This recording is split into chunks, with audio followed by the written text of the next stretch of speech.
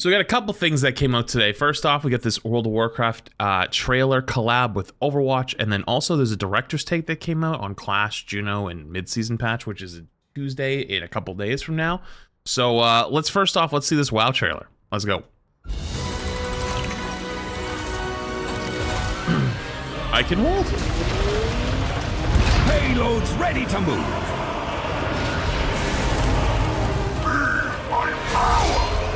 So it was the Ryan skin, the one we saw in the teaser. That's pretty cool. Widow? Fall back! What do we have here? Is that Widow with a bow? This hunk of junk moving! You can hide, but you cannot escape. Wait, what? I'm confused. We need a healer. Huh? I am happy to serve. I sense that your hardest battle. Listen, I don't play a lot of. I've really not played a ton of WoW before, but I'm sorry, that is the ugliest Zen skin I've ever seen. Is yet to come. I'm sorry. Rope up with me! I still have a few tricks up my sleeve. That's cool. That's a cool Tor skin. It's going to get interesting. That's the All shall suffer. Our spirit will triumph. They'll have to force our way Jesus. through. This is not over. Got it. Package secured. I foresee great things for you. So Torb, Zen, Ryan, and Widow are getting skins. And the Widow one is a bow. You know, I have to say I'm slightly surprised there's no Kiri. Not because I think Kiri deserves one, but just because you know why. That's a cool photo. Speaking of mid-season, let's get a sneak peek, hopefully, with this director's take, Juno Clash, and a look ahead at mid-season. Oh, so it's from Alec. Hey all, Alec here. This week's director's take will be a small reflection on the first half of Season 12, with the release of Juno and Clash, and a brief look at some of the tweaks that are coming in the mid-season patch and beyond. Checking in on Juno. Let's start with Juno. Honestly, it's been such a joy seeing the community fall in love with our favorite Martian. We started on our prototype early last year and went through many iterations to get to the Juno you see today. Heck, we were still a little worried about the lock-on damage ability, but y'all have seemed to acclimate well to combating her pulsar torpedoes. I remember that was one of the big things that I saw some people in the community talk about when we first saw her, was like, oh my god, lock-on ability. I thought it felt cool using it.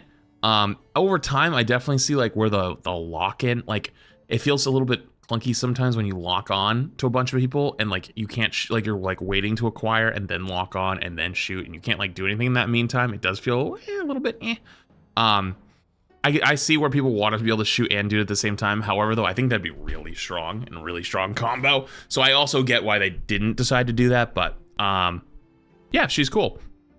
Just saying, fire rate buff, huh? The fire rate made her feel good again. Since that first round of buffs shortly after her launch, Juno has remained in that safe side of strong zone we aim for. While Juno finds success in most modes, she does particularly well on payload and hybrid maps such as Circuit Royale, King's Row, and Blizzard World. This is quite different than a hero like Lucio, whose best modes are typically Flashpoint and Control.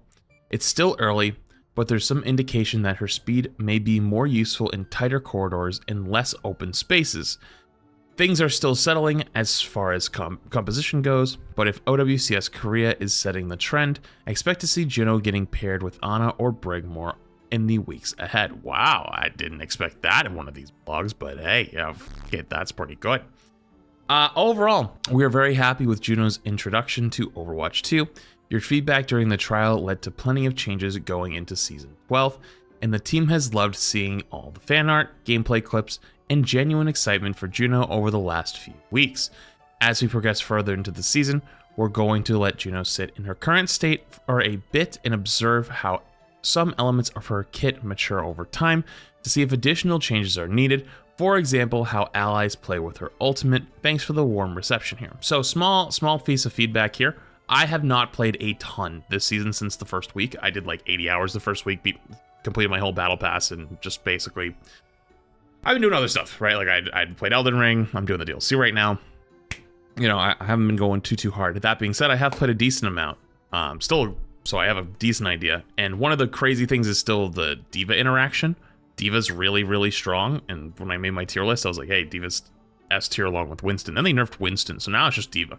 But the thing that actually is most busted about D.Va is actually the Juno combo, where if your Juno shoots a ring out and then you boost through it, you just go light speed. You can actually just fly into the backline, delete somebody if you're really fucking good, delete somebody and turn around and still have a little bit of your flight left to pretty much get back to your team.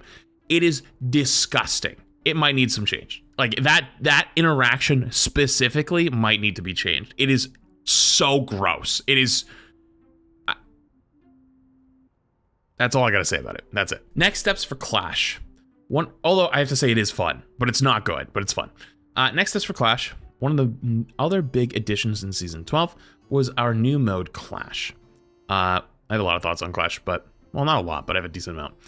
When we set out to make Clash, we wanted it to contain more constant action than other modes, where you wouldn't feel like you are taking long treks to the next team fight or objective.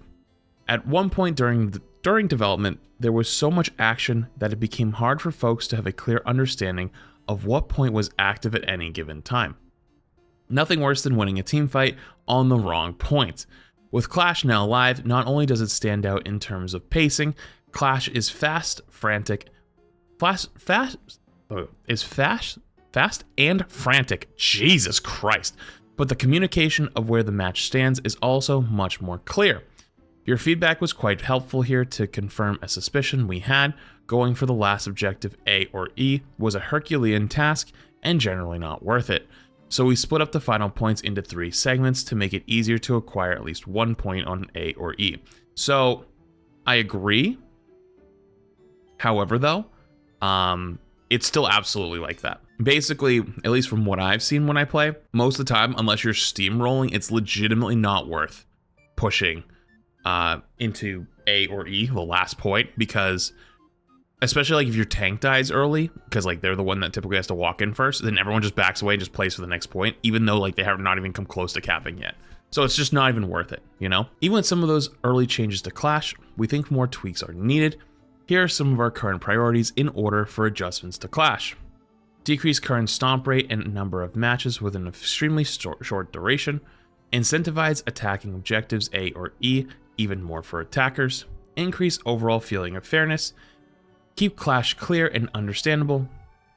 And ultimately, we'll keep implementing a series of changes that can independently target different aspects of Clash while keeping the above priorities intact. Why are these priorities so important? Let's take a closer look. So I think it's faded a little bit, but I think they made another mistake at the beginning of the season, increasing how often you got it, because I think my first day of the season, I had 17 games of Clash in one day, and I was crying and shitting, and I was not fun. So like, please don't ever do that again. Like I feel like we did that in the beta 1 of Overwatch 2 with push, and I thought we would never do it again. Please, let's never do that again. That was so bad. Decrease current stomp rate and number of matches with an extremely short duration. No one likes it when queue times exceed your match time, and some Clash matches end very quickly. While Overwatch can be a swingy game, often we find that matches stabilize after a certain number of teamfights, giving teams an additional chance or two to not get blown out will be quite healthy for Clash overall. I agree with that. Also, some of the changes like wave respawn did a lot with that. I've noticed less stomps myself. I honestly noticed probably more stomps when somebody gives up, and that's like the #1 indicator now, which like that was going to happen anyways. So it's like I only feel like I get stomped if somebody gave up. I feel like that's a good thing. The final capture areas on Clash can be difficult to gain points on. Splitting these capture points into 3 ticks helped, but we believe that the attacking team should feel more comfortable going for the first tick rather than posturing and seeing if they can force out ultimates from the defending team. We don't want you to feel like that is the correct strategy, the correct strategy is to hang back too often, as fighting on the final points can create good in-match tension. True. However, though, in the current state, I would argue that it definitely still feels like that's the way to go. Increase overall feeling of fairness. Attacking into the enemy side of the map should feel worthwhile, but currently there are games of Clash you could lose even though you felt like you had the upper hand for the majority of the match. A defending team can snowball 2 fights into a final fight, and at the center point when your team, the previous attackers, didn't have the opportunity to group yet, we want to make some tweaks to increase the feeling of fairness for attackers, particularly on the B and D objectives.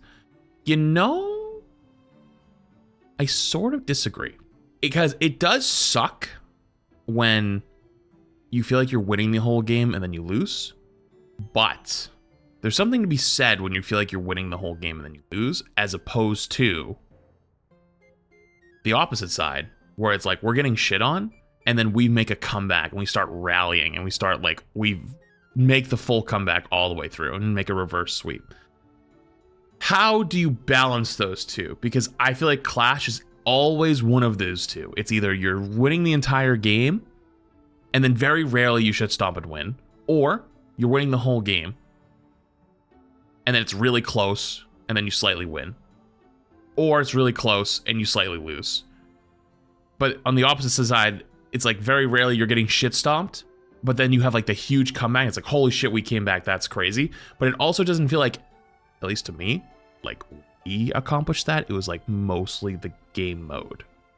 I don't know how else to say that. Like, for example, they push really hard onto third point, like objective A or C or E, the last one, and then they push all the way in. They use ults, but they don't actually do anything. We stagger out. They don't get any ticks, and then we build ults, and then boom, boom, boom, you roll all the way back through, and it's like, well, now we win the game because of that. You know, I think there's good and bad out of it, but I don't even know if you could fix that. I don't know. I think there's both good and bad out of it. Keep Clash clear and understandable.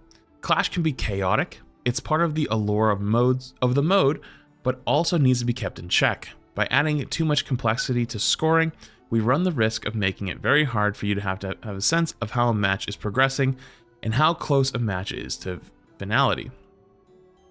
Right now, we feel as there's a good base to work from here without uprooting Clash's current fundamental rules. Okay.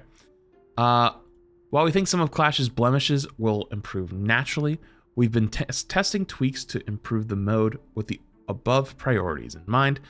Some light changes will go into Season 12's mid-season patch, and our first round of tweaks will come out at the start of Season 13. Thanks for all the feedback here. Okay, cool. So cool. Good to know that they're still working on it, because it's definitely not perfect yet. But I do think it's going to have some challenges. Yeah, with this point, Alec is really talking about A and E specifically. He's talking about how the whole enemy side of the map can feel that way. Yeah, I could totally feel it. I can totally understand that. It just doesn't feel like it's worth pushing, and if you do push, then you can kind of get rolled. All right, mid-season balance. Ooh, a little taste. Finally, as we head into Season 12's mid-season patch, we're looking at the survivability of tanks, and since our bigger tank patch 2.11.1, tank survivability shot up, and it's felt very difficult to punish tanks effectively, especially D.Va.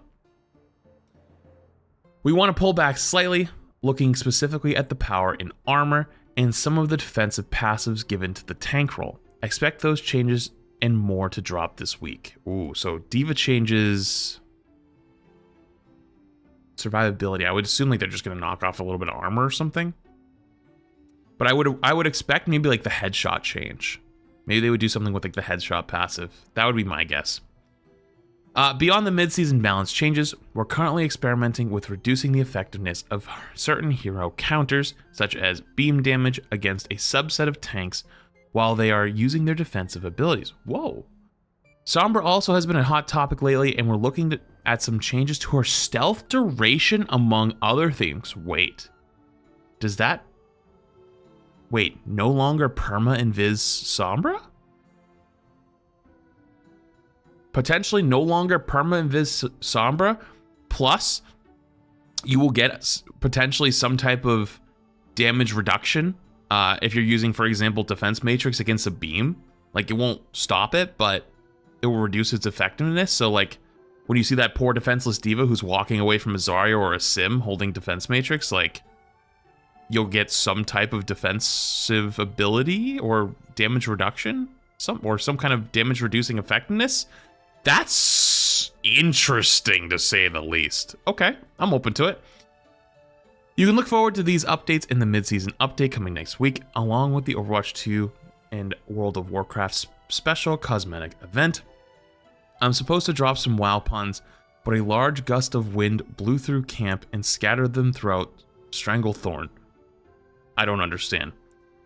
Thanks everyone, let's make a great game. So, that's actually very interesting. That's very, very, very, very interesting. Because Sombra's been a bit of a menace. Less so after the nerf from the little hotfix patch like 2 weeks ago, or a week and a half ago. So I guess we'll see. That's actually very, very, very interesting. I didn't think they would change their stance on Perma and Viz Sombra. So I guess we'll see next Tuesday. Some things to look forward to.